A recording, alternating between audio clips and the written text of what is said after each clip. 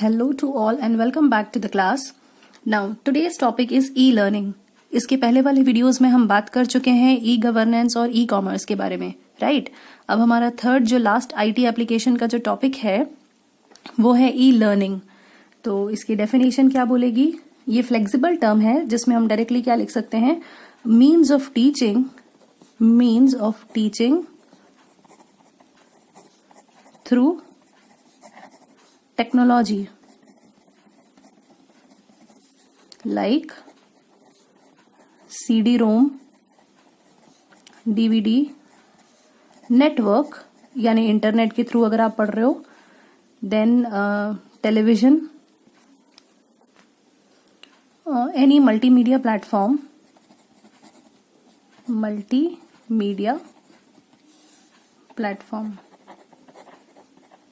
Okay. E learning मतलब electronical learning या electronic learning है ना. इलेक्ट्रॉनिकली अगर आप कुछ पढ़ रहे हो तो या कुछ सीख रहे हो तो उसको हम क्या बोलेंगे? E learning. डेफिनेशन में क्या बोल दिया अपन ने? It means teaching through the technology such as CD, DVD, network, TV और एनी अदर मीडिया. इसका जो सबसे बेस्ट एग्जाम्पल है, लाइव एग्जाम्पल, वो हम अभी का दे सकते हैं.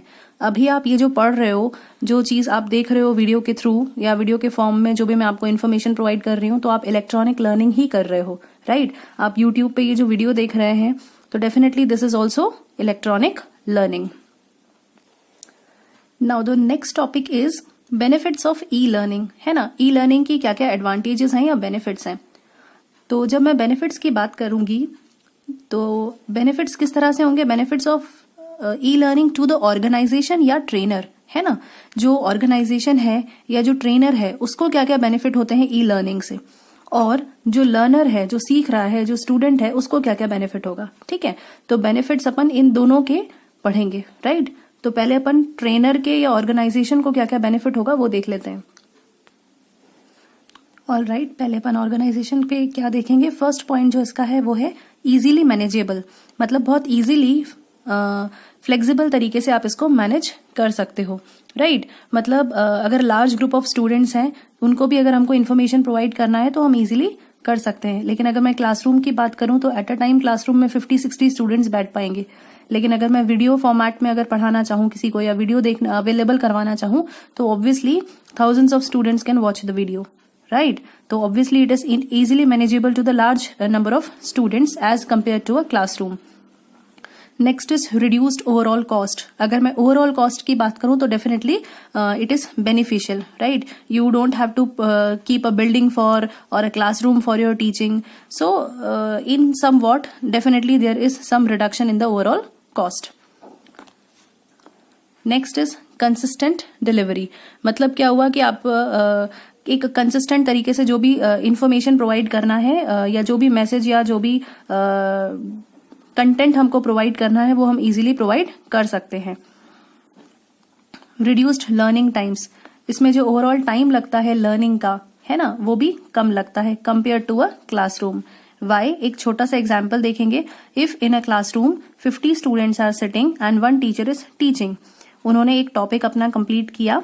Now, there are at least 10 students, those who have doubt in that topic, they will ask the doubt, teacher will clarify that doubt then and there only, right?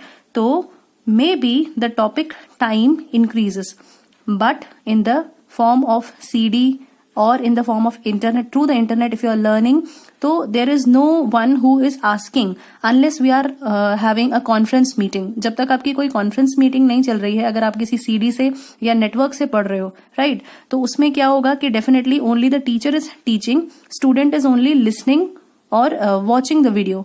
So definitely there is no point of asking the question in between. So the learning time is little less as compared to the ordinary process. Then last is cost effective and fast updation. यहाँ पर क्या होगा कि जो update करते हैं, हम अपने डेटा को अपडेट करते हैं या कंटेंट को अपडेट करते हैं तो वो भी ज्यादा फास्ट हो जाएगा, right? Compare to the old method, because changing the books, changing the format takes long time. then printing of the books, if suppose I want to change the syllabus or I want to add something new to the book, तो क्या होगा कि definitely मुझे पूरे book को दोबारा print करवाना पड़ेगा. लेकिन अगर मैं किसी CD, किसी PPT के फॉर्म से आपको पढ़ा रही हूँ तो it takes less time. right? Because that is digital. So I hope the benefits of e-learning to the organization are clear to you. Now we are studying the benefits to the learner, right? Let us see the benefits of e-learning to the learner.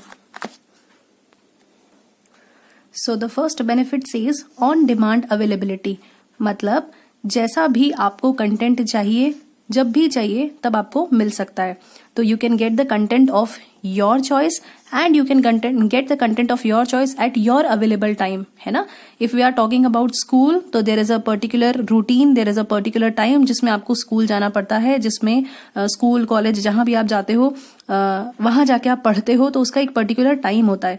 लेकिन अगर हम lecture की बात करें in the form of CD या YouTube से अगर आप कुछ देख रहे हो, तो जब भी आपको कोई चीज पढ़ना है या देखना है आप इजीली उसको देख सकते हो at your flexible times. Okay. Second is self paced learning. Self paced learning का मतलब क्या होता है कि यहाँ पे जो भी प्रोग्राम्स हैं, लर्निंग के जो भी प्रोग्राम्स है, you can take it whenever you need it, right. Then next is self motivated interactivity. Self motivated मतलब there is no one else who will motivate you for learning. You have to motivate yourself. आपको खुद को motivate करना पड़ेगा and you have to push yourself, है ना, rather than somebody else pulling you for the teaching. Last is confidence. Confidence से हम क्या समझते हैं कि it develops a kind of a confidence when you are watching multiple videos. For example, if you are learning social in school, so there is one teacher who will teach you social subject, right? But if you are watching one topic of social from YouTube, there are n number of videos and n number of teachers who are teaching you. So you are having a more variety of learning, right? So this will develop a little more confidence in you rather if you are learning in a classroom. Okay children, now we are studying the disadvantages of e-learning, right? Advantages हमने पढ़ लिया. Now it is the turn for disadvantages. जैसे कि advantages organisation के लिए थे और learner के लिए थे, दोनों के लिए थे. सेम वे डिसएडवांटेजेस भी ऑर्गेनाइजेशन के लिए भी है और लर्नर के लिए भी है. पहले हम ऑर्गेनाइजेशन या ट्रेनर के लिए जो डिसएडवांटेजेस हैं वो पढ़ लेते हैं. First is technology issues. अब टेक्नोलॉजी इश्यूज से हम क्या समझते हैं? टेक्नोलॉजी प्लेज अ मेजर और अ वेरी इंपॉर्टेंट रोल और it is a very important factor for e learning, right. तो हो सकता है कि जो एग्जिस्टिंग टेक्नोलॉजी है या एग्जिस्टिंग सॉफ्टवेयर्स हैं वो न्यू टेक्नोलॉजी या न्यू जो लर्निंग मेथड्स हैं उनको प्रॉपरली सिंक्रोनाइज नहीं कर पा रहे हैं. सपोज नई टेक्नोलॉजी आ रही है या नए सब्जेक्ट्स आ रहे हैं, राइट, या न्यू सॉफ्टवेयर्स, आए दिन न्यू सॉफ्टवेयर्स आ रहे हैं, लेकिन हमारे पास जो मेथडोलॉजी है, टेक्नोलॉजी है लेकिन वो ओल्ड टेक्नोलॉजी है ना, या जो हार्डवेयर है वो ओल्ड हार्डवेयर है. तो अगेन वो चीज दोनों मैचअप नहीं कर पाएगा, तो there will be some technology issues. Next is inappropriate content.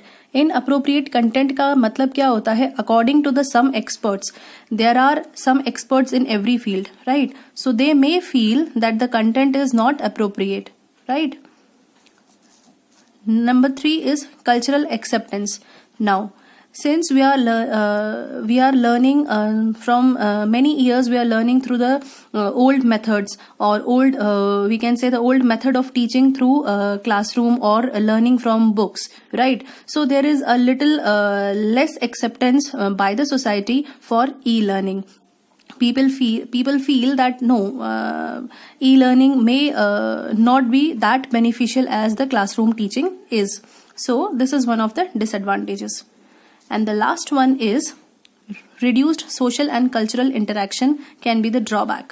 Matlab, if the person is all time busy with the technology, all time busy with the phone or the laptops or the mobile phones, your computers for teaching, then the teachers are also having, or the tutor is also having the less interaction with the society, right? So there is no body language, or we can say there is no mechanism of teaching through seeing each other or understanding from the facial expressions, because one-sided teaching or one-sided learning is being done, right? So peer-to-peer learning is not happening. So this is also one of the disadvantages. All right. So the first disadvantage for the learner says technology issues. Technology issues again जैसे कि हमने organisation के लिए पढ़ा वैसे ही यहाँ पर भी है. रूरल एरियाज की बात करें तो स्टूडेंट्स इतने टेक्नोलॉजीज को यूज नहीं करते हैं, तो टेक्नोलॉजी पॉइंट ऑफ व्यू से देखें तो वो they are not very much strong और they are not having the hardwares. उनके पास प्रॉपर हार्डवेयर या फोन्स या लैपटॉप कंप्यूटर्स अवेलेबल नहीं होते कि वो स्टडी कर पाएं, ऑनलाइन स्टडी कर पाएं. Then no matter how strong the technology is, it cannot rival for some students who like to learn from the printed books. मतलब इसका ये हुआ कि कितनी भी स्ट्रांग टेक्नोलॉजी क्यों ना हो जाए, ठीक है, लेकिन वो राइवल नहीं कर सकती किसको, प्रिंटेड बुक्स को, क्योंकि देर आर सम स्टूडेंट्स और there are some learners who want to learn from printed books only, right. So this is one of the drawbacks. Last drawback says again the no interaction. There is no interaction with the class fellows. If you are not going to the classroom, you don't interact with any of your friends, then there is no competition at all. If you are interacting with your friends, you are learning with your you can say you are sitting in a group and learning with your friends. So what happens is you people try to learn more. You have the that eagerness to learn something new and to interact with your friends also. So there will be a little more level of competition as compared to the way you are learning from e-learning, right? I hope this is clear. Yes. Now next topic है हमारा e-learning websites या e-learning portals. Now in today's era you all are learning from various apps, right? So you know the names of the apps better. We are talking about the most common websites or the portals which are well known for education. So the number one is moodle.org, right? ये क्या करता है, ये एक free open source management software है या management course है जिसके थ्रू आप क्या कर सकते हो, लर्निंग, वर्चुअल लर्निंग कर सकते हो. तो it provides you the virtual learning environment. Second is w3schools.com. Again ये भी बहुत सारे ट्यूटोरियल्स इस पे अपलोडेड हैं जिसको आप देख के लैंग्वेजेस को या किसी भी पर्टिकुलर चीज को आप लर्न कर सकते हो. Then number 3 is EXE projects. EXE projects क्या है, एक New Zealand based non profitable organisation है, रिसर्च एंड डेवलपमेंट ऑर्गेनाइजेशन जो इसको वर्क करता है इसके ऊपर, right. So this is also for learning. So these are the examples through which you can learn online और you can make e-learning easy for yourself, right. Fourth one is Xert project. All right children, now the last topic for e-learning is social impacts. हमने social impacts e-business के भी देखे थे, e-governance के भी देखे थे, right. तो आज का हमारा IT applications का last topic चल रहा है e-learning. So first social impact है availability of same course to millions. See, if you are learning from your tuition teacher or your school teacher, so the limited number of students which are sitting in the classroom, they can only avail the course or they can only avail the service given by the class teacher or by the teacher who is teaching. मतलब जो teacher आपको पढ़ा रहा है वो जो भी चीजें या जो भी कंटेंट आपको पढ़ा रहा है सिर्फ आपको या आपके 2-4 फ्रेंड्स जिनके साथ बैठ के आप पढ़ रहे हो सिर्फ उनको मिलेगा वो कोर्स, राइट. लेकिन if you are learning from YouTube और you are learning from any other app और द CD और DVD या e-learning किसी भी फॉर्म में आप अगर कर रहे हो तो वो कोर्स ना कि सिर्फ आपको मिलेगा, बाकी के जो मिलियन या थाउजेंड्स ऑफ पीपल हैं जो लोग सेम कोर्स को परचेज करते हैं या सेम वीडियो को वॉच करते हैं उनको भी वो चीज मिलेगी, उनको भी वही सेम कंटेंट मिलेगा. Okay, so availability of same course to millions. Second है boon for working class. Now the people those who are already working, कुछ लोग ऐसे होते हैं जो वर्क कर रहे होते हैं कहीं ना कहीं किसी ना किसी फील्ड में, राइट, एंड उनको भी अपनी e-learning करनी है या डिस्टेंस लर्निंग करना है, तो वो लोग क्या कर सकते हैं, वो लोग भी e-learning के थ्रू चीजों को सीख सकते हैं या पढ़ सकते हैं, राइट. अपने फ्लेक्सिबल टाइम पे, अपने फ्लेक्सिबल आवर्स पे वो पढ़ सकते हैं. Okay, so this is boon for the working class. Next is cultural difference obstructs the true aim of e-learning. मतलब now if you are learning through school or if you are going in particular college, so if you are belonging to a very good class, ठीक है, you are rich enough, or we can say if you are belonging to a very good class you will go to the good school, and the people those who are you can say who cannot afford the services, जो इतने अच्छे services afford नहीं कर पाते हैं, तो वो definitely कहीं ना कहीं चूक जाते हैं better services मिलने में. लेकिन अगर e-learning वो लोग कर रहे हैं, है ना, इलेक्ट्रॉनिक लर्निंग कर रहे हैं, तो डेफिनेटली उनको भी सेम सर्विसेज मिलेंगी जो सबको मिल रही हैं. लास्ट है हाई ड्रॉप आउट रेट। इसका मतलब क्या है कि कई बार ऐसा होता है कि कोई कोर्स को हम ज्वाइन तो कर लेते हैं लेकिन उसको कंप्लीट नहीं करते, इन द मिड हम उसको छोड़ देते हैं, मिडवे ही हम उसको छोड़ देते हैं। वाई? कभी हमको लेक्चर समझ में नहीं आते, या कभी फॉलो अप नहीं हो पाता, या कई बार ऐसा होता है कि हमारी जो क्वेरीज होती हैं वो अनसॉल्व रह जाती हैं। तो देयर आर न्यूमरस रीजंस जिनकी वजह से हम क्या करते हैं, इन द मिड वे उस चीज को स्किप कर देते हैं या छोड़ देते हैं। सो एक ये डिसएडवांटेज है जो कि ई लर्निंग का है। ठीक है, so this is the high drop out rate. Now all the topics are clear, I hope they are clear to you. All the topics are completed from IT applications, e-learning, e-governance and e-business. Thank you.